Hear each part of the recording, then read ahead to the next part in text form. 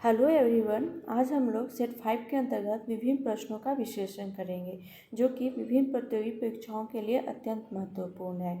आज का पहला प्रश्न है, वास्को डी गामा भारत कब आया? तो इसका उत्तर हो जाएगा 20 मई 1498 ईस्वी में। 1498 1498 में पुर्तगाल निवासी वास्को डी गामा आशा अंतरिक्ष होते हुए भारत के कालीकट पहुंचा, जहां के शासक जमोरिन ने उसका स्वागत किया। अगला प्रश्न है, भारत में पुर्तगाली शक्ति का वास्तविक संस्थापक कौन था? तो इसका उत्तर हो जाएगा अल्बुकर्क। भारत में पुर्तगाली शक्ति का वास्तविक संस्थापक अल्बुकर्क था। इसने भारत में एक प्रादेशिक शक्ति के रूप में पुर्तगाली राज्य की स्थापना की। अगला प्रश्न है, भारत में फ्रांसीसियों ने अपना सबसे पहला कारखाना कहाँ लगाया? तो इसका उत्तर हो जाएगा सूरत। 1667 ईस्वी में 1667 में फ्रांसीसी कैरो के नेतृत्व में एक अभियान दल भारत के लिए रवाना हुआ, जिसने 1668 ईस्वी में 1668 में सूरत में अपने पहले व्यापारिक कारखाने की स्थापना की। अगला प्रश्न है, सुरक्षा प्रकोष्ठ की नीति संबंधित है? तो इसका उत्तर हो जाएगा वॉरेन हेस्टिंग्स से। अगला प्रश्न है, द्वैत शासन का जनक किसे माना जाता है? तो इसका उत्तर हो जाएगा sir Lionel Curtis. Sir Lionel Curtis को द्वैत शासन का जनक माना जाता है। भारत सरकार अधिनियम 1919 द्वारा प्रांतों में दोहरी शासन प्रणाली आरंभ की गई। इसमें प्रांतीय विषयों को दो भागों में बांटा गया, आरक्षित विषय एवं हस्तांतरित विषय। अगला प्रश्न है, भारत में सहायक संधि का जन्मदाता किसे माना जाता है? तो इसका उत्तर हो जाएगा डुप्ले को। अगला प्रश्न है, सहायक संधि को सुनिश्चित एवं व्यापक स्वरूप किसने प्रदान किया था? तो इसका उत्तर हो जाएगा लॉर्ड वेलेस्ली। डुप्ले प्रथम यूरोपीय था जिसने अपनी सेना किराए पर भारतीय राजाओं को दी। क्लाइव के काल से यह प्रणाली लगभग सभी गवर्नर जनरलों ने अपनाई थी। वेलेस्ली की विशेषता यह थी कि उसने इसका विकास कर अपने संपर्क में आने वाले सभी देशी राजाओं के संबंधों में इसका प्रयोग किया।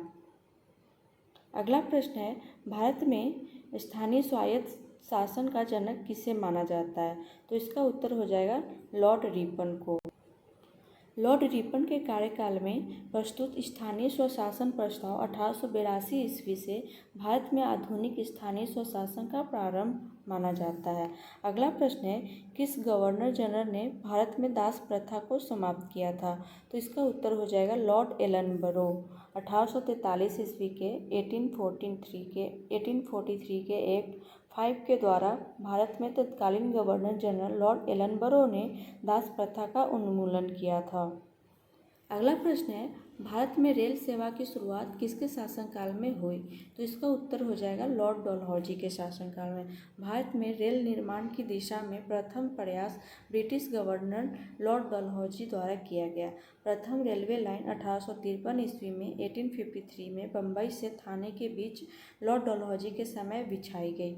अगला प्रश्न है, भारत में नागरिक सेवा का जन्मदाता किसे कहा जाता है? तो इसका उत्तर हो जाएगा लॉर्ड कॉर्नवालिस को।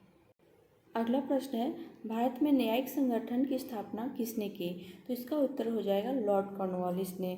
दीवानी और फौजदारी कचहरियों के श्रेणीबद्ध संगठन के जरिए न्याय प्रदान करने की एक नई व्यवस्था की नींव अंग्रेजों ने रखी। इस व्यवस्था को वॉरेन हेस्टिंग्स ने आरंभ किया, मगर कॉर्नवालिस इसे और सुदृढ़ बनाया। अगला प्रश्न है, अस्थायी बंदोबस्त किसके शासनकाल में प्रारंभ किया गया था? तो इसका उत्तर हो जाएगा लॉर्ड कॉर्नवालिस के शासनकाल में। लॉर्ड कॉर्नवालिस ने 1793 ईस्वी में 1793 में अस्थायी बंदोबस्त प्रणाली लागू की। यह व्यवस्था बंगाल, बिहार, उड़ीसा, यूपी के बनारस प्रखंड तथा उत्तरी कर्नाटक में लागू की गई। इस व्यवस्था के तहत ब्रिटिश भारत के कुल क्षेत्रफल का लगभग 19% भाग सम्मिलित था। अगला प्रश्न है, इजारेदारी प्रथा कब लागू की गई? तो इसका उत्तर हो जाएगा 1772 ईस्वी में। 1772 में 1772 ईस्वी में वॉरेन हेस्टिंग्स ने एक नई भू राजस्व पद्धति लागू की, जिसे इजारेदारी प्रथा के नाम से जाना गया था। इस पद्धति को अपनाने का मुख्य उद्देश्य अधिक भू राजस्व वसूल करना था।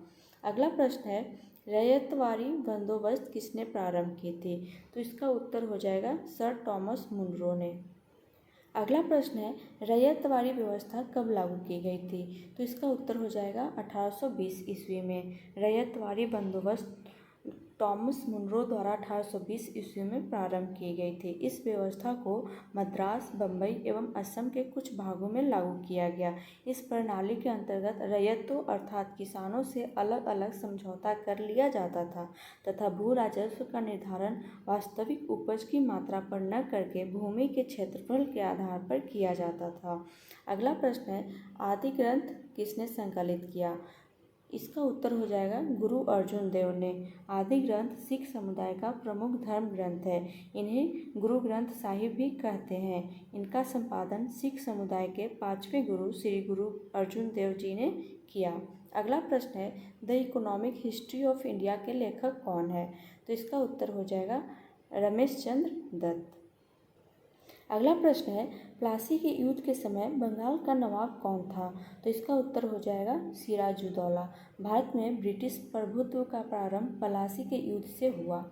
प्लासी के युद्ध 23 जून 1757 ईस्वी 1757 में रॉबर्ट क्लाइव के नेतृत्व में अंग्रेजों ने बंगाल के नवाब सिराजुद्दौला को पराजित किया।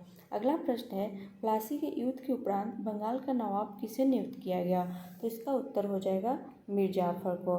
प्लासी के युद्ध में विजय के उपरांत मीर जाफर बंगाल का नवाब नियुक्त हुआ। मीर जाफर ने नवाबी प्राप्त होने की खुशी में कंपनी को बंगाल, बिहार तथा उड़ीसा में मुक्त व्यापार का अधिकार एवं 24 परगना की जमींदारी दी।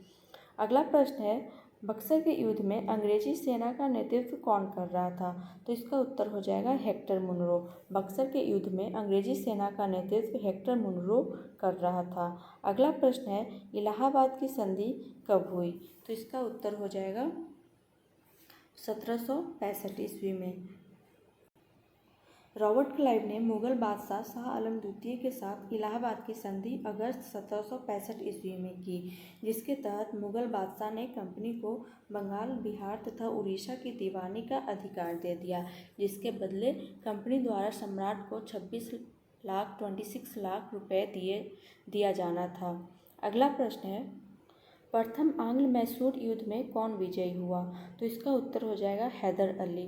प्रथम आंग्ल मैसूर युद्ध 1767 टू 1769 ईस्वी तक अंग्रेजों और हैदर अली के मध्य हुआ। मद्रास की संधि 1769 ईस्वी में 1769 में प्रथम आंग्ल मैसूर युद्ध के बाद हैदर अली और अंग्रेज के बीच हुए। अगला प्रश्न है, द्वितीय आंग्ल मैसूर युद्ध के समय गवर्नर जनरल कौन था? तो इसका उत्तर हो जाएगा वॉरेन हेस्टिंग्स। द्वितीय आंग्ल मैसूर युद्ध 1780 से 1784 ईस्वी में 1784 ईस्वी तक चला। अगला प्रश्न है, तृतीय आंग्ल मैसूर युद्ध के समय गवर्नर जनरल कौन था? तो इसका उत्तर हो जाएगा लॉर्ड कॉर्नवालिस। अगला प्रश्न है, अंग्रेजों ने श्रीरंगपट्टनम की संधि किसके साथ की? तो इसका उत्तर हो जाएगा टीपू सुल्तान के साथ। तृतीय आंग्ल मैसूर युद्ध 1790 से 1792 1792 तक अंग्रेजों तथा टीपू सुल्तान के मध्य हुआ। इस समय गवर्नर जनरल लॉर्ड कॉर्नवालिस था। श्रीरंगपट्टनम की संधि 1792 ईस्वी में 1792 में तृतीय आंग्ल मैसूर युद्ध के बाद टीपू सुल्तान तथा अंग्रेज के बीच हुए। अगला प्रश्न है, चतुर्थ आंग्ल मैसूर युद्ध कब हुआ था? तो इसका उत्तर हो जाएगा 1792 ईस्वी में। चतुर्थ आंग्ल मैसूर युद्ध के हुए युद्ध में अंतिम लड़ाई थी। अंग्रेजों ने मैसूर की राजधानी पर कब्जा कर लिया। युद्ध में शासक टीपू सुल्तान की मौत हो गई। इस समय गवर्नर जनरल लॉर्ड वेलेस्ली था। अगला प्रश्न है, सालवाई की संधि कब हुई? तो इसका उत्तर हो जाएगा 1782 ईस्वी में 1782। प्रथम आंग्ल मराठा युद्ध 1775 से 1775 टू 1782 ईस्वी तक चला। 17 मई 1782 को मराठा साम्राज्य और ब्रिटिश ईस्ट इंडिया कंपनी के प्रतिनिधियों द्वारा प्रथम आंग्ल मराठा युद्ध को समाप्त करने के लिए सालवाई की संधि पर हस्ताक्षर किए गए थे। अगला प्रश्न है, ब्रिटिश ईस्ट इंडिया कंपनी का व्यापारिक अधिकार अंतिम रूप से किस एक्ट के तहत समाप्त किया गया? तो इसका उत्तर हो जाएगा 1833 ईस्वी का चार्टर एक्ट, 1833 का चार्टर एक्ट। इस अधिनियम द्वारा ब्रिटिश ईस्ट इंडिया कंपनी का व्यापारिक कंपनी का दर्जा समाप्त कर दिया गया और वह अब केवल प्रशासनिक निकाय मात्र रह गई थी। अगला प्रश्न है, राजा राम मोहन राय को राजा की उपाधि किसने दी? तो इसका उत्तर हो जाएगा अकबर द्वितीय। मुगल सम्राट अकबर द्वितीय ने राजा राम मोहन राय को राजा की उपाधि दी थी। तो आज के लिए इतना ही। धन्यवाद।